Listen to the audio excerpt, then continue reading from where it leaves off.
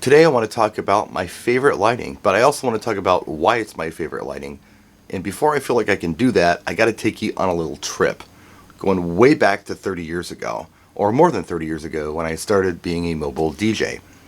The light shows that we had at the multi-ops that I worked with were big and clunky and cumbersome. They were effective, but they stood something to be desired. So when I started my own business in 94, I built my own light shows.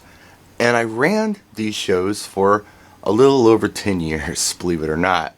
What I did was I had an overhead night truss. It was 10 feet long. I had a 5-foot extension so I can go a little longer if I wanted to. And the lights on the truss were wash lights, a jewel effect, there was a sunlight, and a scanner. I mean, there was sometimes a mirror ball involved, and I had light shining down on me as the DJ. And I used one of those ADJ Light Co-Pilot 2s, where you could push a button and the light would just come on automatically. So if you knew your light show and you were listening to the beat of the music, you kind of play with those buttons and make your lights go on and off. And I thought that was a lot of fun. Sometimes I'd have an assistant, and that's what they would do. They would run the lights while I DJ'd. Or sometimes I would just put a track on and I would run the lights. Kind of depending on whatever we wanted to do. And I had stuff where I could slow it down for slow dancing and effects for dancing and those big wow effects that you only turn on a couple times a night.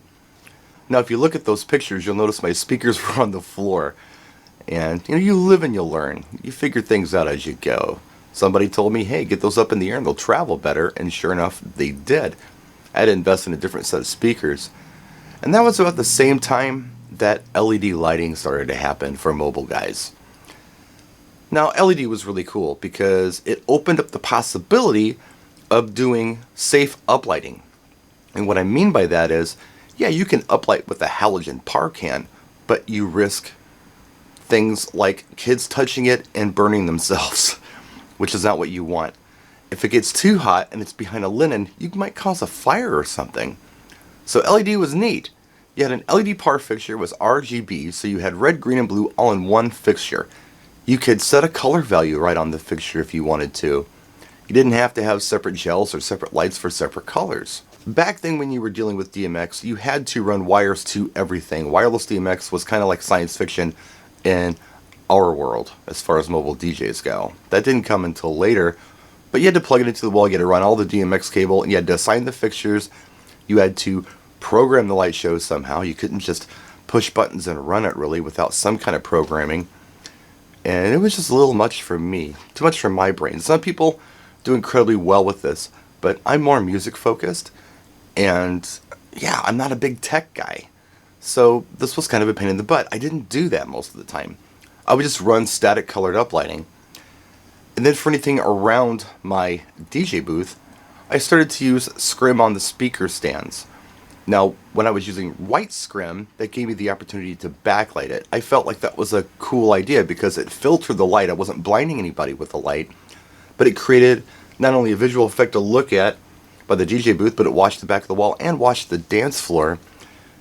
Moving heads came into play. That was neat stuff because moving heads were something that you just couldn't afford. They were big, they were bulky, they were confusing, but they started to make them for mobile DJs, little small compact moving heads. So that was exciting. I would put them on my table, or I'd put them up on a truss totem that I would backlight with a scrim on that.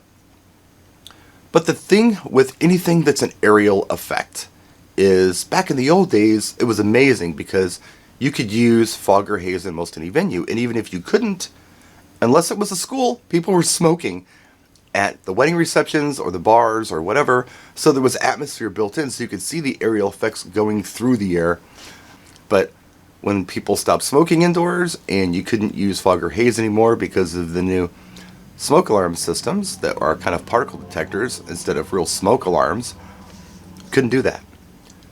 So that got me thinking, maybe wash effects are the way to go. But I don't want to blind anybody. So that's what I started to do.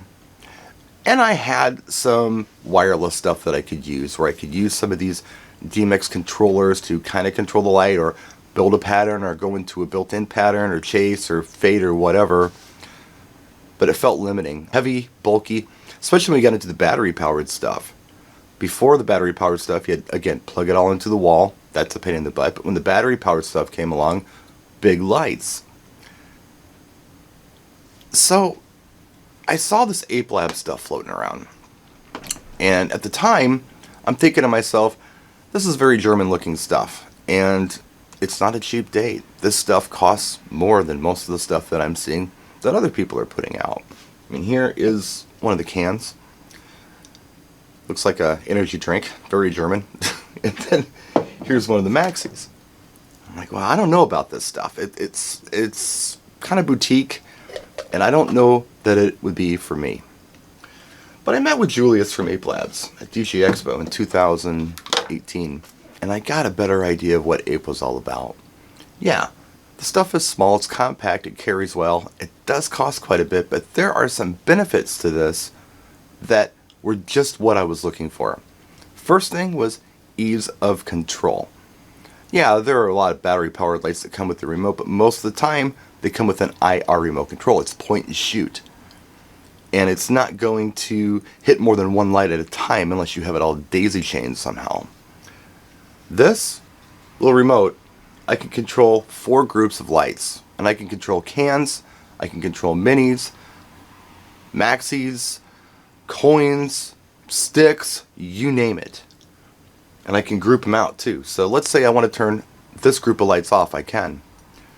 And let's say that I want to turn all groups of lights off, I can do that too. I can make them work separately. I can make them do different things. For instance, let's make this first group do a strobe. I can make that happen. I can speed the strobe up or slow it down right on the remote. Now I can fade the lights too. I can bring them down, I can bring them up. It's like 5 steps on this little RC remote, which is like 100-foot range. So you don't have to have the stuff right next to you. Now the other thing I can do if I want to is I can make all groups do the same thing. So I can press this button and hold it, and I can turn all the lights off. I can turn all the lights on, and I can ultimately make them all do the same thing if I want to. So there they all are white. Now let's make them all fade together. Look at that. They're all synced up. This is stuff that I could never do with the other fixtures that I was working with, not with any amount of ease. And the other thing is the music mode feature. You press this button, they all go into music mode. I don't have anything on right now, but if I pound on the desk, they kind of come on in a random pattern. They respond to not only bass hits, but mid and high hits as well. They all respond differently, but they all stay synced in color, so it doesn't look like a mess. This just makes my life easy. I don't have to worry about light rigs anymore. I don't have to worry about setting up any kind of truss where I need to get lights in the air. I don't have to worry about plugging anything in or programming anything with DMX and worrying about that. I just kind of like to turn my lights on and let them do things. And that's what Ape allows me to do, and that's why that's my light of choice right now. The moving heads are really cool, and sometimes I will use moving heads, but most of the time without atmosphere, there's no reason to. And jewel effects, I think we get a better effect out of wash. If you put these around a dance floor, it's going to wash onto the audience. There's no lights in anybody's eyes because of the way I'm using them. I can run every light that Ape makes off of this same remote control. And there's a bit of a learning curve with the remote, but it's nothing like the learning curve you're going to have to do with something like DMX programming. So I can make all the lights do the same thing. I can group them however I want to. It's pretty cool in that regard. So yeah, this is my favorite light. That's why. And yeah, I'm always on the lookout for something new. I'm always waiting for the new thing to come out, but so far nothing's beat this for me, just for ease of use. And yeah, it does cost a little more, but I'm saving time and I'm saving a lot of frustration. And I think the light shows are much better than they have been for a very, very long time. What's your favorite light? Let us know in the comments section. Let us know why as well. That's it. Thanks for watching. We'll see you next time. Practice and enjoy.